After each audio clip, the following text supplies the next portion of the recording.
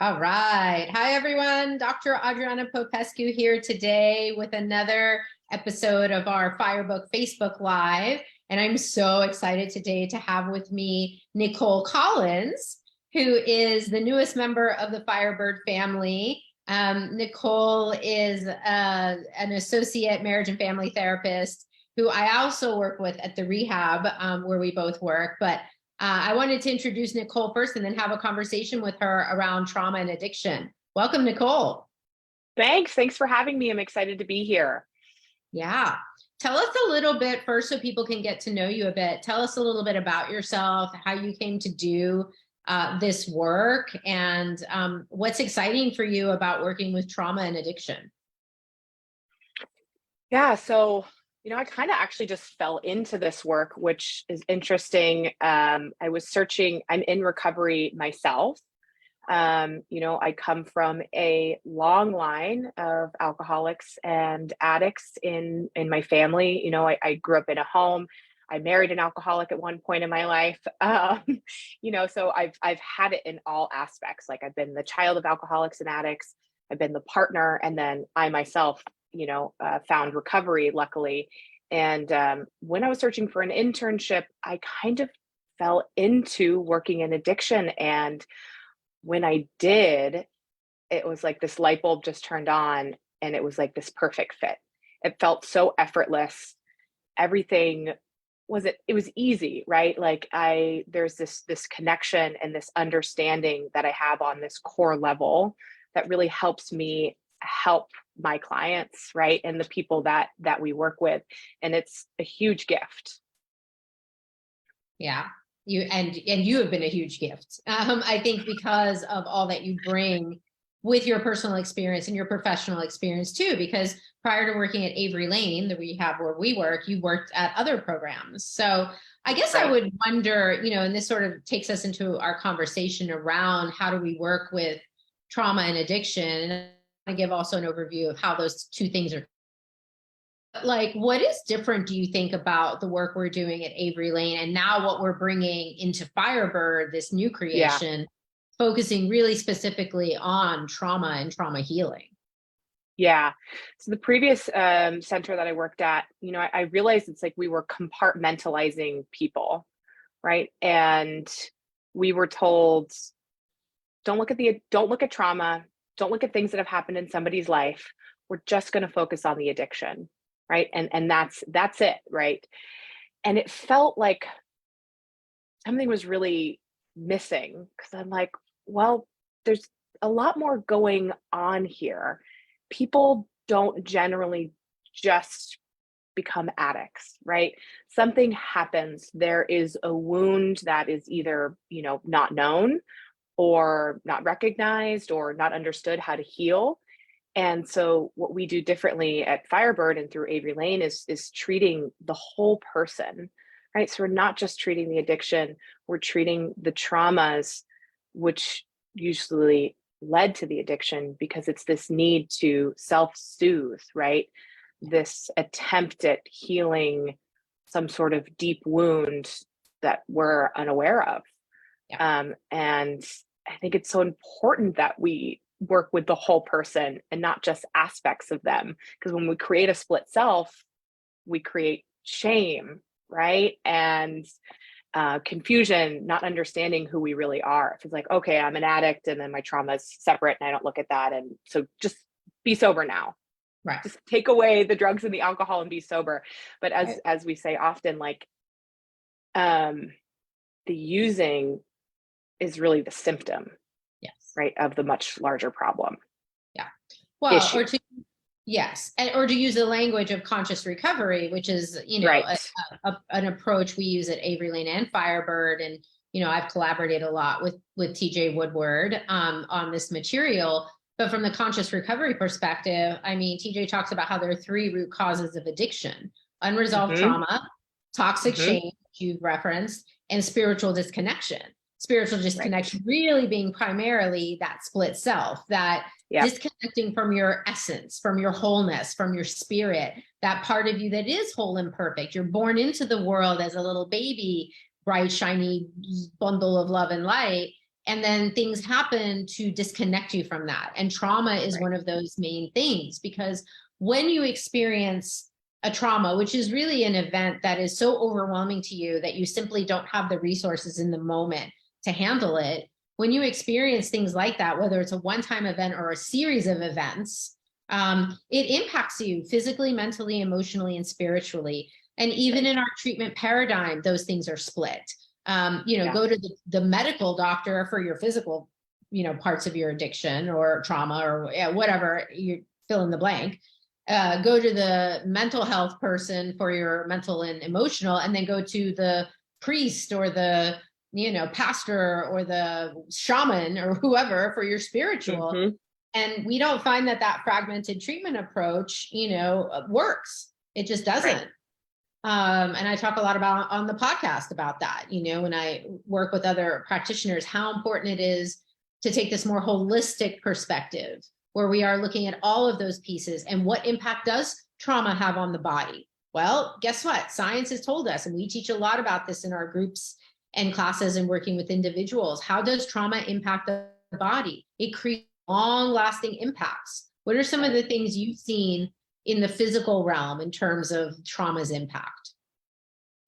Well, we have hyperarousal, right? So not being able to calm our nervous system, right? There's this huge impact on the nervous system.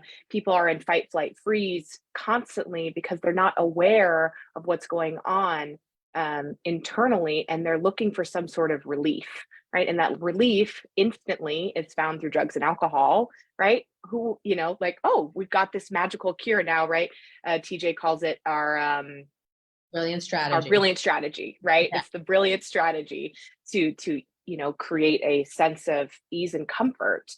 But we have found that we can use tools to help calm the nervous system, like EFT, so tapping, and then through trauma modalities of, brain spotting, energy work, right? And like you're saying, like this split, this compartmentalization of care can be all done in one place, right? The inner self, that inner power, right? Connecting with the spirituality in that way.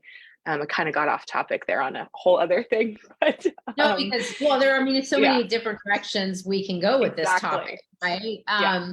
Yeah. And the other thing about the physical, I was a massage therapist prior to going back to grad school for psychology. And what I learned that I didn't even know is how strong trauma gets stored in the body. I mean, the sort of classic book in this area is The Body Keeps the Score by Bessel van der Kolk. And what we know is, like, I would massage people and touch a certain part of their body, and they would burst into tears because there was emotion there. There was trauma, not just trauma, of course, you broke your leg, there might be some trauma around that injury, but it can show up in other ways physically as well. And so having these more somatic based practices or energy based practices that we at Firebird really embrace and are lucky enough to have it also at the rehab where we work, Avery Lane.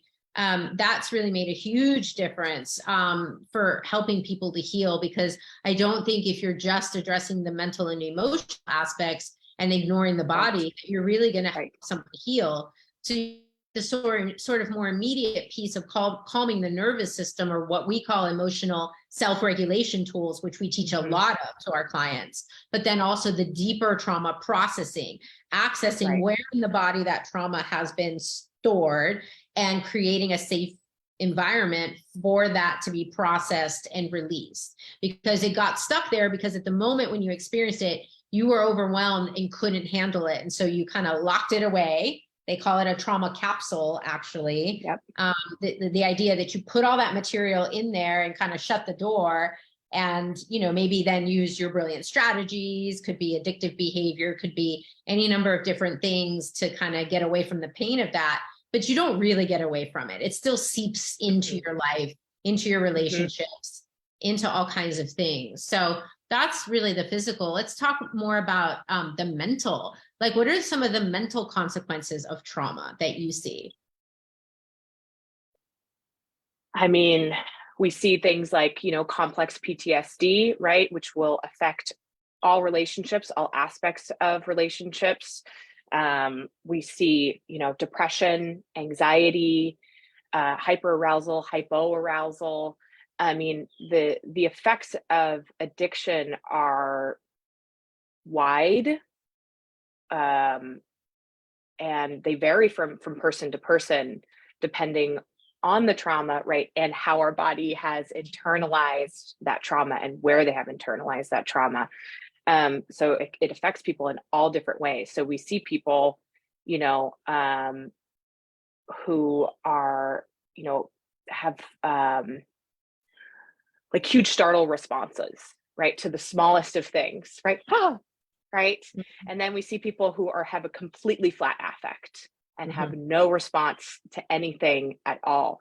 So it really does, you know, affect people so differently, and it really is just depending. But what we found in the work that we do is that the tools that we use can work to help all of those people, right? No matter what they're dealing with, which is very cool. Yeah. Yeah. Yeah.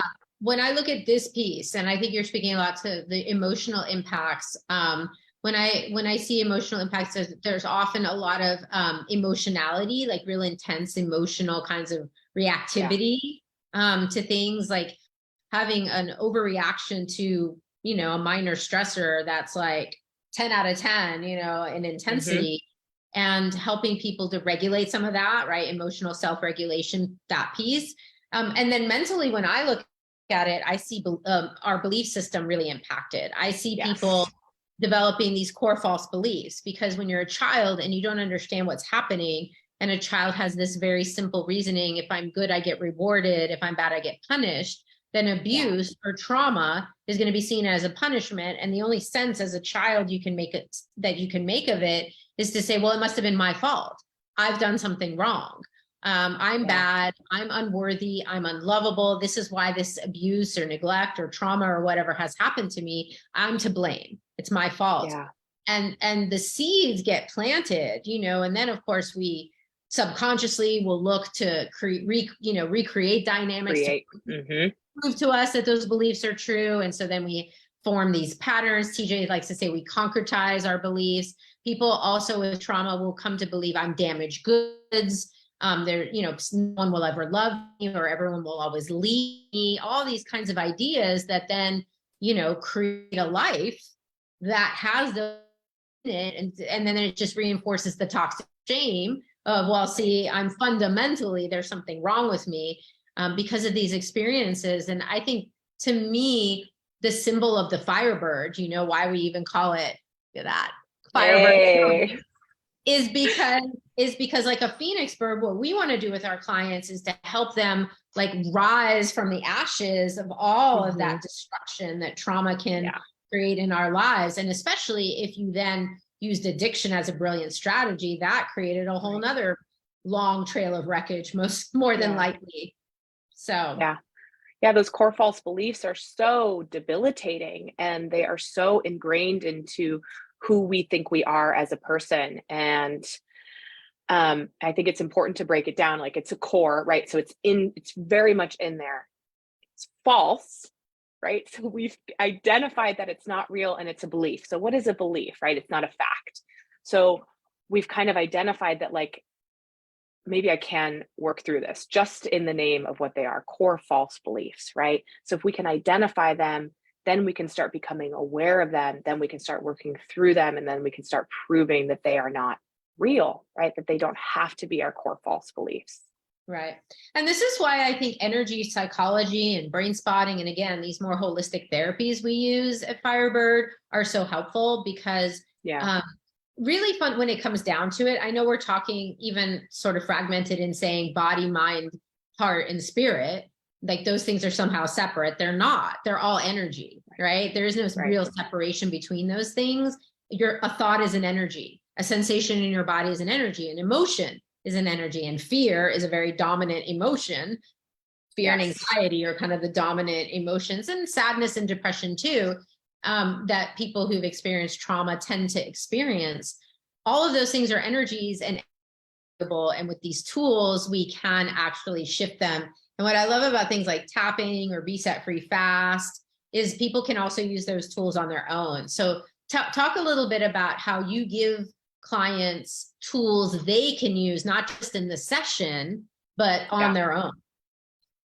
Yeah, it really is about empowering the clients to learn how to trust themselves and to use these tools and to identify, before we go into a state of, fight, flight, freeze, because that will happen. So can we identify like the triggers which bring us into that response? And then here are these tools. Here, I'm going to teach you this tool called tapping, right? We're going to create tapping scripts that are curated for you, right? This is something I like to do with my clients, when they go home, because there are certain things that will lead them to relapse or lead them to overwhelm, anxiety, depression, right? Can you use this tapping script every morning, right? We're giving everybody the same tools. And then it's like, okay, here you go. I'm handing you this gift, right? You have the power to change yourself, right? You have the power to heal, to grow. So here are these tools. I love Be Set Free Fast. It's super simple. Here's a cue. You think on it, and your distress goes down, right? Here's tapping.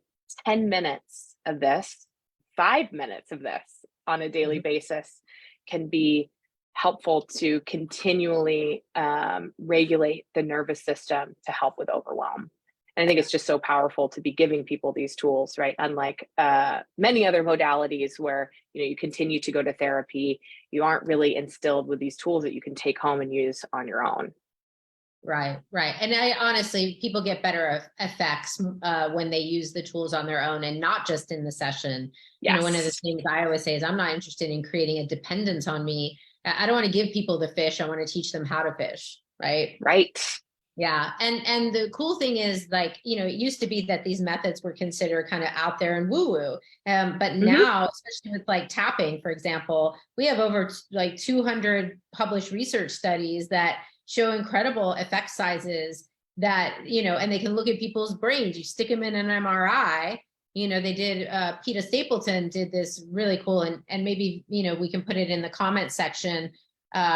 This TED Talk, Peter Stapleton on EFT tapping, and she works with food cravings, food addiction. And yes. Amazing study she did that I think is so brilliant, where they stuck people in an MRI and showed them pictures of all their favorite comfort foods, right? We could easily do this with drugs and alcohol, show them pictures of alcohol and, their drugs of choice.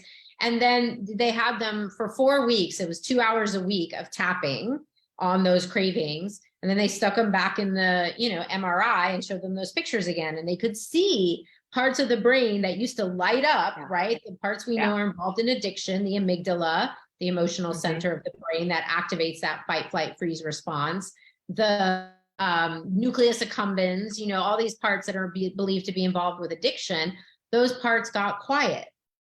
And when they did a follow-up like a year later, and asked those people, hey, how are you doing with that chocolate addiction you had? You were eating 6 chocolate bars a day. And they're like, oh, I haven't touched that stuff in a year, months. I have no interest in it anymore.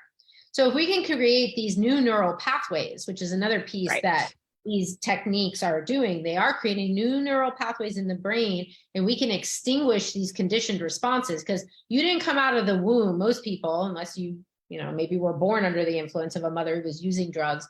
You do not come out of the womb, with alcohol, drug, or some other addictive behavior as your go-to strategy. You learned that behavior. And so we want to extinguish these learned responses. That hypervigilance you're talking about, or the shutdown dissociative piece, is a learned response. With these tools, we can extinguish those responses and have healthier responses to triggering events. And that's really, like you said, we identify the triggers and then we give people tools, and we change the way we respond to those triggers until they are no longer triggers to us. Right. How powerful and cool is that? Like, it's amazing. Yeah. So here we have a question someone's typed in. Do you think that people that have issues only with shopping, gambling, addictions, and not drugs and alcohol still have trauma? Are there degrees of addiction that might not be associated with trauma, but just self-soothing that might morph into addiction? So this person is really speaking to process addictions, right? Mm-hmm. So do you want to comment on that? Well, let me read it's a big question, right? Yeah. So start with the first, you could just start maybe with the first part. I think that people have issues. That have issues only with shopping, gambling, and addictions, and not drugs and alcohol, still have trauma? What have you noticed? I noticed that they generally do, and Yeah.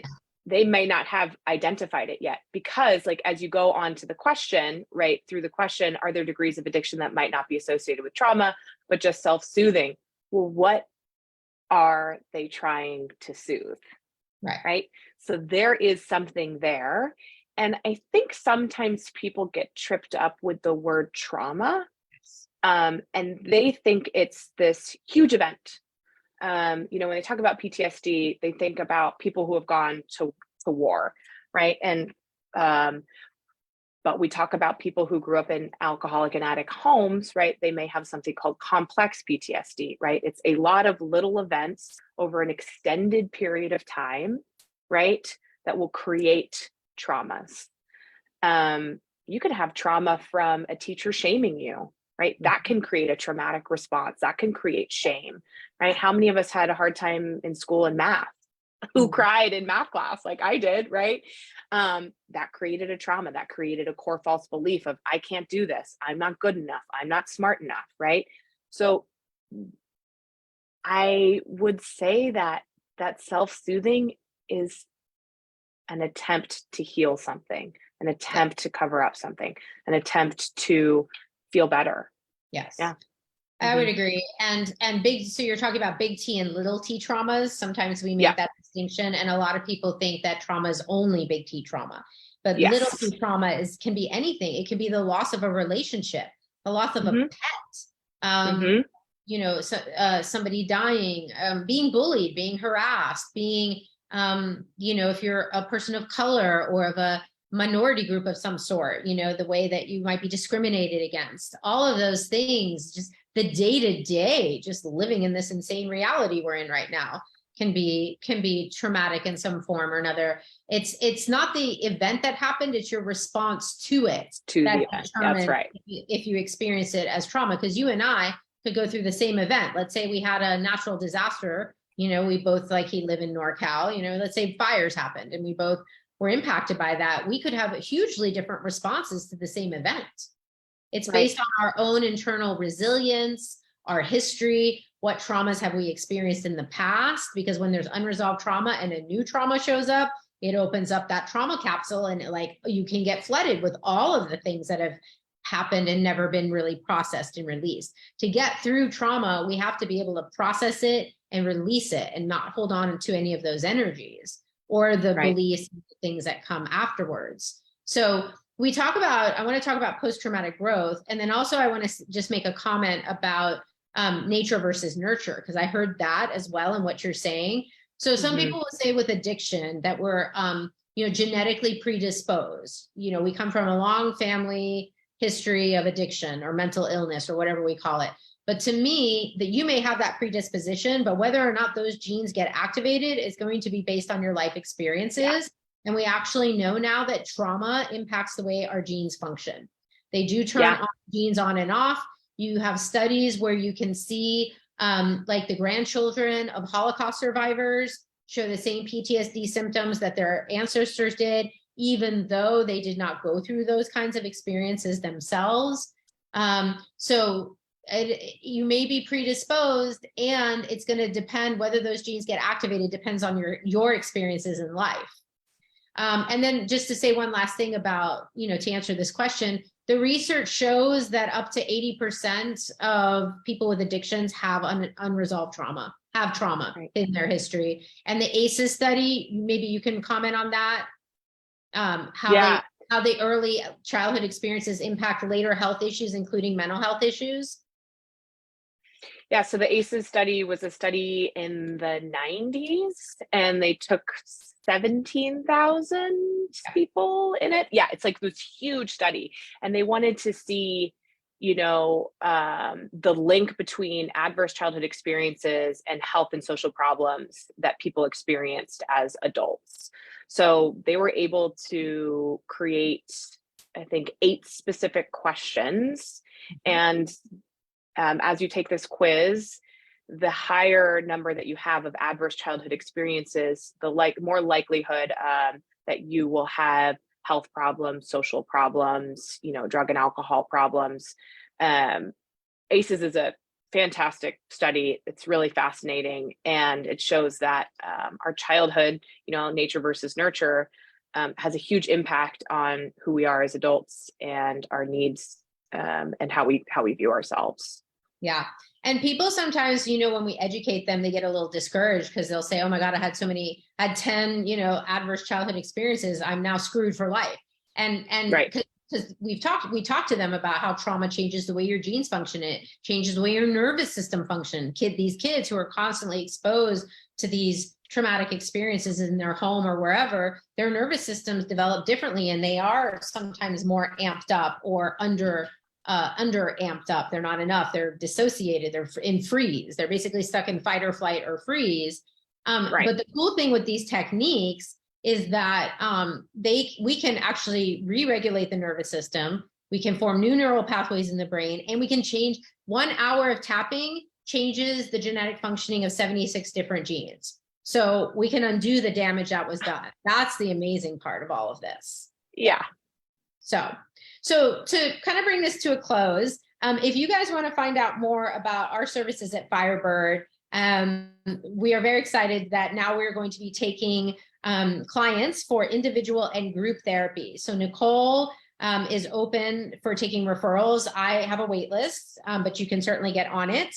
And we're actually really excited. Soon we will be announcing some groups and workshops that we're going to be doing, some inner child stuff. I would love to facilitate a group called From Survival to Thrival, which is getting into post-traumatic growth, which is the experience you have after you kind of work through some of your traumas and process them. Like, now what? How do you move from living in survival mode to actually thriving in your life?